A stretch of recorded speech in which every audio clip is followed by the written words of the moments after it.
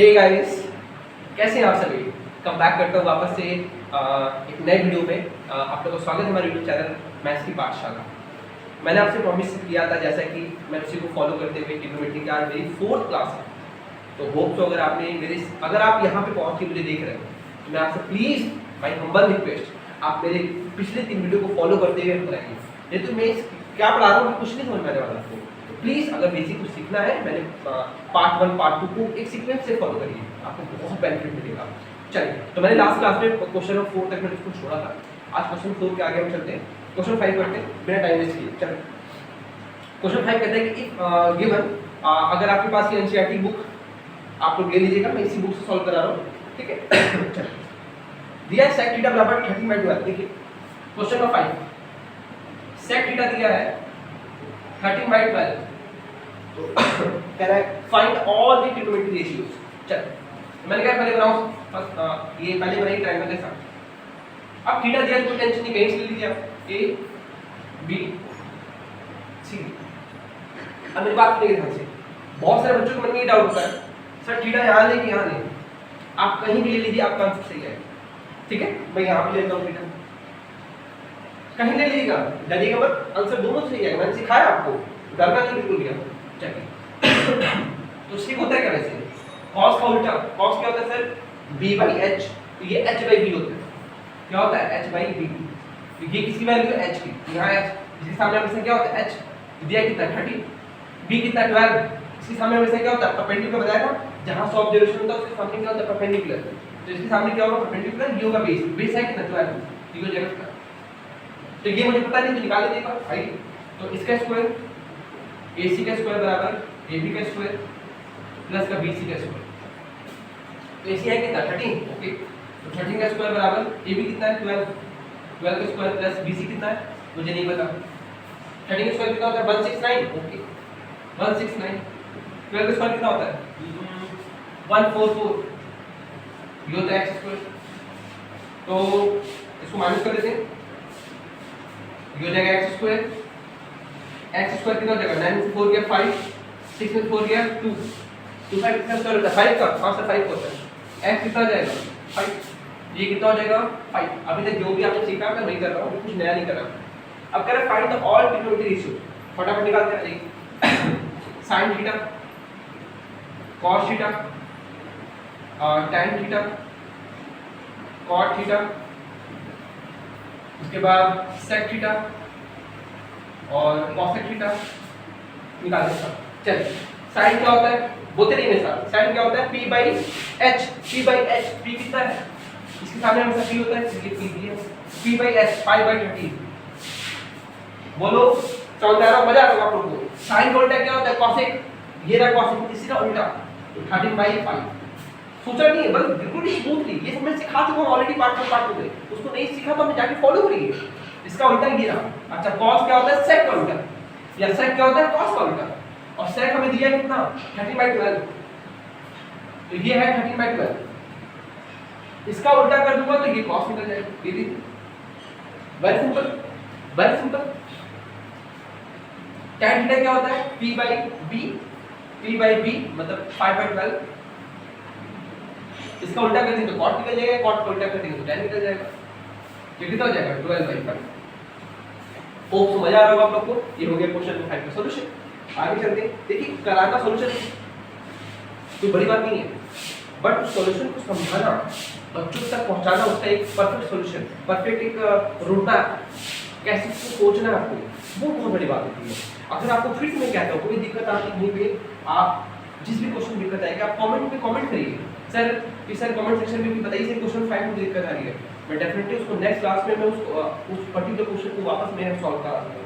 But आपको उसका effort लगाइए, इसका बेनिफिट है आपको फ्री ऑफ कॉस्ट है, कोई पैसे नहीं लेने इसके आपसे, बस आप इसको फॉलो करते रहिए। आप चलिए इसको रफ करता हूँ।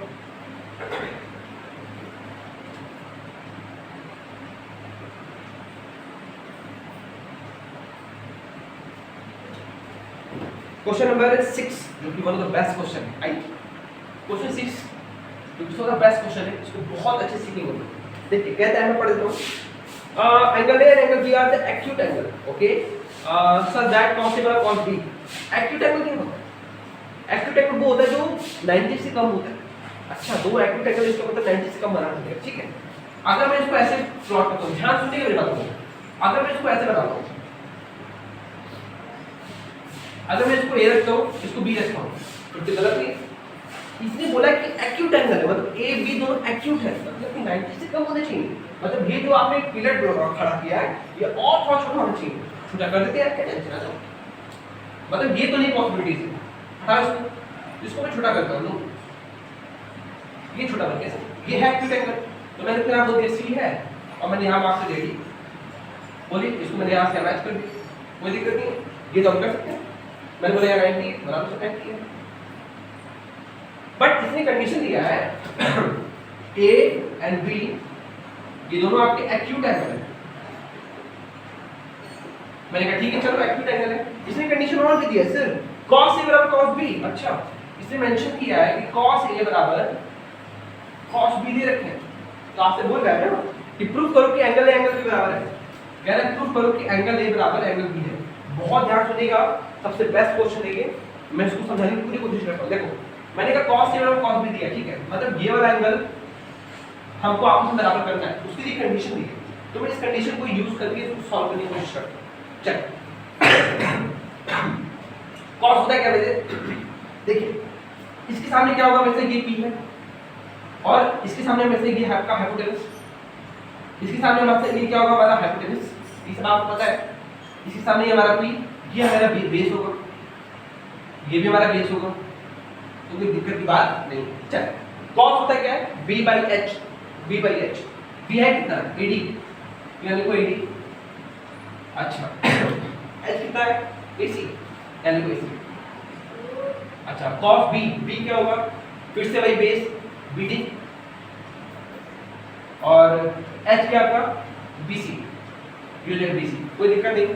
मैंने क्या कि इसको मैंने k के बराबर मान लिया, तो ये कांस्टेंट मान लिया मैंने, यहाँ पे x y z कुछ भी ले लो, मैंने यहाँ पे k मान दिया।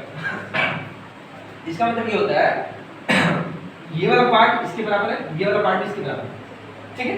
तो मैंने कहा AD कितना हो जाएगा, AD हो जाएगा, इसको इधर भेज दो, ये हो जाएगा k times of AC, sorry k times of AC। और वैसे ही मैंने कहा BD क्या हो जाएगा, BD हो जाएगा k टाइम्स ऑफ BC, ठीक है। तो मैंने कहा क्वेश्चन नंबर 1 और ये जाएगा question number 2। What is sir, चलिए मैंने कहा क्या बात हूं इन ट्रायंगल, ध्यान से सुनिएगा और सीखिएगा। In triangle ADC and BDC, इन दोनों ट्रायंगल में आता हूं मैं, इसमें आता हूं, और मैं इसमें लगाता हूं पाइथागोरस फॉर्मूला। देखिए तो मैं यहाँ पे इसमें लगाता हूं, क्या लिखूंगा, ये लिखूंगा AC का स्क्वायर बराबर इसका स्क्वायर बराबर इसका स्क्वायर प्लस इसका स्क्वायर, AD का स्क्वायर प्लस का CD का स्क्वायर, ठीक है। फिर इसमें लगाता हूं, ये तो इसके लिए हो गया ADC के लिए।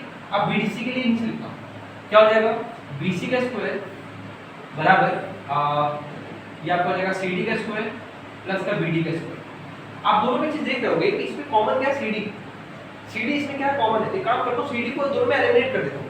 अगर मैं यहां से लिखूं CD की वैल्यू, तो क्या लिखूंगा, यहां से लिखूंगा CD स्क्वायर बराबर AC स्क्वायर माइनस का AD स्क्वायर, बोलिए।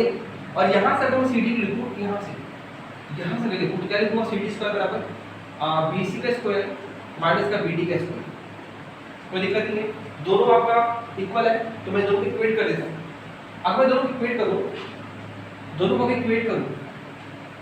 अगर दोनों को इक्वेट करूं तो क्या लिखूंगा, ये दोनों आपस में बराबर हो जाएंगे। क्या लिखेंगे, AC का स्क्वायर माइनस AD का स्क्वायर, AD का स्क्वायर बराबर BC का स्क्वायर माइनस BD का स्क्वायर।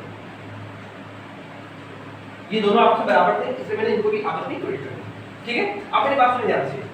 मैंने बोला कि AD क्या दिया है, k टाइम्स ऑफ AC, तो इसको मैं यूज कर देता हूं।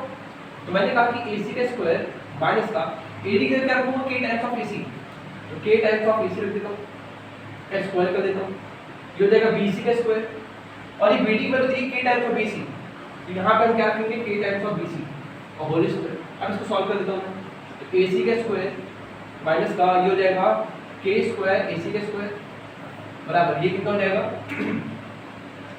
या तो फिर एक काम कर लीजिए कि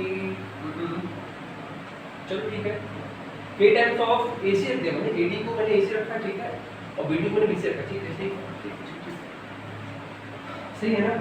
चलो ठीक है, देखते हैं क्या होता है ना? चलो कुछ गलती नहीं हो रही, तो ये हो जाएगा BC का स्क्वायर माइनस का k स्क्वायर BC का स्क्वायर, ये हमारा आ गया, AC स्क्वायर हो गया, ये BC स्क्वायर हो गया, k स्क्वायर, ठीक है। अगर मैं ऊपर से AC कॉमन ले लूं तो कुछ काम बनेगा, AC बराबर BC हो जाएगा, ठीक है, ये भी ठीक है। चलिए मैंने कहा कि ऊपर से AC कॉमन ले लूं तो क्या बनेगा 1 माइनस k स्क्वायर, यहाँ से BC कॉमन लेता हूँ तो यहाँ आ जाएगा 1 माइनस k स्क्वायर, ये देखिए पूरा पोर्शन कट जाएगा, दिख रहा है 1 minus k square 1 minus k square cut जाएगा। तो आप यहाँ पे चीज नोटिस कर रहे हो कि यहाँ से AC बराबर क्या आ जाएगा BC, देखिए AC BC बराबर आ गया। इसका मतलब क्या हुआ, हमने ये प्रूफ कर दिया कि ये दोनों साइड आपस में क्या हो गए, बराबर हो गए। AC ये वाला AC ये BC बराबर हो गया। और आपने एक चीज पढ़ा है क्या कि किसी भी ट्रायंगल के अंदर में अगर उसके दो साइड आपस में इक्वल होते हैं तो उस ट्रायंगल को क्या बोलते हैं, उसको बोलते हैं आइसोसेलेस ट्रायंगल। और आइसोसेलेस ट्रायंगल की एक और प्रॉपर्टीज होती है, क्या होती है सर, अगर दो साइड बराबर है तो इनकी अपोजिट एंगल भी क्या होते हैं, आपस में इक्वल होते हैं। Hence we can prove it angle A बराबर angle B like that. Hope so देखिए इसका हो सकता है कोई ऑल्टर सॉल्यूशन भी होगा, लेकिन एग्जाम पॉइंट ऑफ व्यू से जब आप बोर्ड में जब इसका सॉल्यूशन करेंगे तो मुझे लगता है कि वो सबसे बेस्ट सॉल्यूशन है। ये इम्पैक्ट आपको देगा लाइक एग्जामिनेशन के पॉइंट ऑफ व्यू से सोचा जाए तो एक ही सबसे परफेक्ट सॉल्यूशन बनाया जाए और कोई टफ नहीं है। इसको आप एक से दो बार देखेंगे, चीज़ों को सीखने की कोशिश करें, सीख जाएंगे सर, कोई बड़ी बात नहीं सर इसको सीखना, यानी कि बहुत मतलब टफ टास्क है, कैसे करें, है ना? तो आसानी से इसको सीख सकते हो, बहुत बड़ी बात नहीं है, ठीक है। होप सो की चीज़ें सब आपको समझ में आ रही है। नेक्स्ट चलते हैं, क्वेश्चन नंबर 6 हो गया, क्वेश्चन 7 पे जब बैठते हैं, या फिर एक काम करता हूँ इस वीडियो को यहीं पे पॉज कर देता हूँ, और क्योंकि थोड़ी सी टॉपिक ये थोड़ा क्वेश्चन का सॉल्यूशन लंबा हो गया था, तो आपने बस क्या करना है कि भाई इसको सीक्वेंसली फॉलो करिए आप।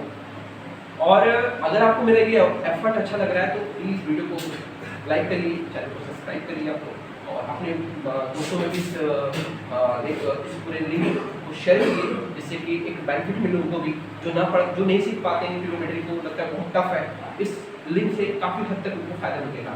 तो मिलते हैं नेक्स्ट लेक्चर में, अपना ध्यान रखिएगा। जय हिंद, जय भारत।